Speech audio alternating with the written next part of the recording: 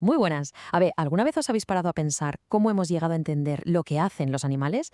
Porque podríamos creer que ha sido un camino recto y lógico, pero ¿qué va? La realidad es que ha sido un viaje alucinante, lleno de ideas de genio, algunos desvíos un poquito raros y unos debates que echaban chispas. Venga, que empezamos este recorrido por la historia. La pregunta del millón es, ¿quiénes fueron los auténticos pioneros? Los primerísimos en observar, en analizar, en decir, oye, que este bicho va a hacer esto. Pues la respuesta, ya os adelanto, no está en un laboratorio con tubos de ensayo. ¿Por qué no? Desde luego que no fueron científicos con sus batas blancas impolutas.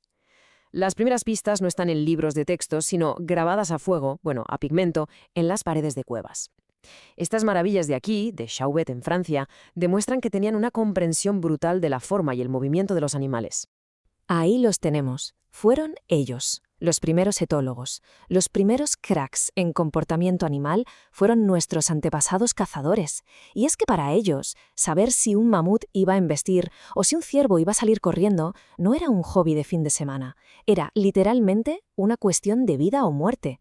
O cazabas o te convertías en la merienda. Así de simple. Venga, damos un salto de miles de años en el tiempo y aterrizamos en un momento donde aparecen los primeros registros escritos. Aquí es donde la cosa se pone interesante, porque la filosofía y la zoología se dan la mano. Y aquí entra en escena el gran Aristóteles. Este señor fue el primero que dijo, a ver, vamos a dejarnos de mitos y vamos a ponernos serios. En su obra, La historia de los animales, se dedicó a observar, a mirar y a apuntar lo que veía con un detalle que para su época era absolutamente alucinante. Y es que fijaos en esta frase, es que es buenísima. Dice que el oso es omnívoro, que le flipa la miel de los panales y que se pone de pie. Esto no es un cuento para dormir, esto es pura biología de campo escrita hace más de 2000 años. Una pasada. Pero claro, el enfoque de Aristóteles será, digamos que la excepción que confirma la regla. Durante siglos y siglos, la forma más habitual de hablar de animales era usándolos en fábulas, como las de Esopo o La Fontaine. El lobo no era un lobo, no, era un símbolo de la maldad, la hormiga del trabajo duro. El objetivo no era entender al animal, sino darnos lecciones de moral a los humanos. Y entonces la historia da un volantazo, un giro radical y, si me apuráis, bastante frío. Preparaos, porque llega la idea del animal máquina. Nos plantamos en el siglo XVII y un filósofo que seguro que os suena, René Descartes, suelta una bomba en su discurso del método. El tío argumentó que los animales no sentían ni padecían, que eran básicamente autómatas, máquinas biológicas muy complejas, sí, pero máquinas al fin y al cabo. La clave de todo el argumento de Descartes era esta distinción. Los humanos, según él, teníamos res cogitans, la cosa pensante, mente, alma, conciencia, lo que sea. Los animales, en cambio, eran pura res extensa, materia, un cuerpo físico y nada más. O sea que si un perro aullaba de dolor, para Descartes no sentía nada. Era el equivalente al chirrido de un engranaje mal acitado. Fuerte, ¿eh? Claro, esta visión tan mecánica, tan fría, pues como que no le cuadró a todo el mundo, sobre todo a la gente que se pasaba el día en el campo, viendo los animales en su salsa. Así que, lógicamente, empezó la revuelta de los naturalistas. Tipos como Buffon y Leroy insistieron en que había que volver a la naturaleza, pero el que de verdad le dio la vuelta a la tortilla y desmontó el chiringuito del animal máquina fue, como no, Charles Darwin. Su idea fue revolucionaria. El comportamiento no es algo mágico, es una característica más del animal, como el color de sus plumas. Y si es una característica más, pues también evoluciona por selección natural. ¡Bum! Pero ojo, justo cuando parecía que la observación en la naturaleza había ganado la batalla, ¡zas! El péndulo de la historia se va de nuevo al otro extremo, pero con una fuerza tremenda. Esta vez, el laboratorio se convierte en el rey absoluto.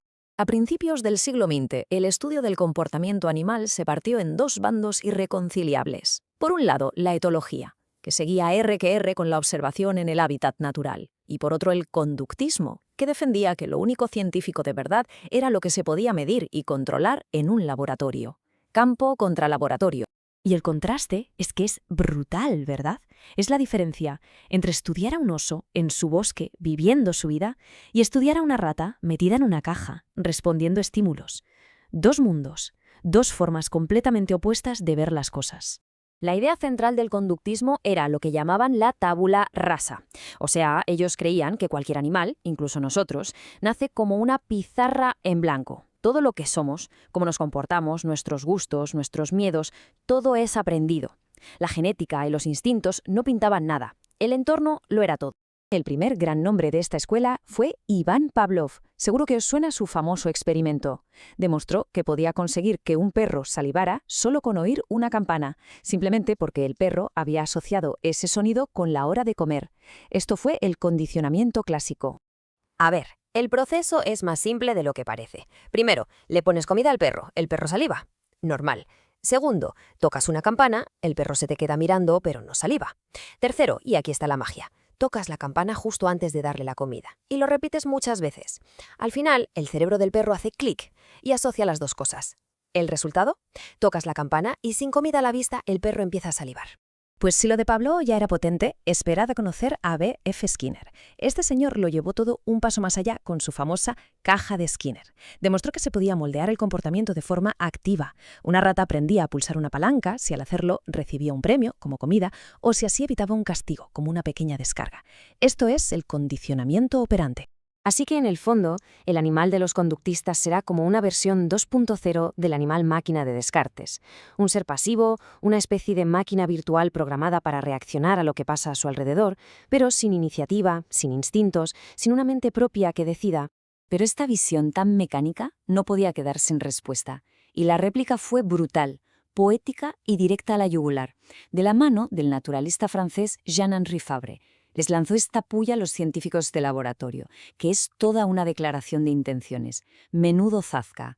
Y lo genial de Fabre es que no se quedó en la crítica. Él propuso una tercera vía, combinar lo mejor de los dos mundos. Se pasaba horas y horas observando a los insectos en su hábitat y luego, para resolver dudas concretas, diseñaba experimentos súper ingeniosos allí mismo. Por ejemplo, para saber cómo una avispa sabía exactamente dónde picar para paralizar a su presa, les daba el cambiazo de presas para ver qué hacía la avispa. Un genio. Al final, si lo pensamos bien, toda esta historia se puede resumir en eso, en una tensión, en un tira y afloja constante entre dos formas de ver el mundo. Por un lado, las ganas de ver a los animales en la naturaleza con toda su complejidad, y por otro, la necesidad de controlar todo en un laboratorio para entender los mecanismos más básicos. Así que, la próxima vez que nos quedemos mirando un gorrión en la calle, a nuestro perro haciendo el tonto, o a una hormiga currando, la pregunta sigue ahí, flotando en el aire. ¿Qué estamos viendo realmente? ¿Una máquina biológica que responde a estímulos sin más? ¿O algo infinitamente más complejo? La historia de la ciencia, como hemos visto, nos enseña que la respuesta casi nunca es simple.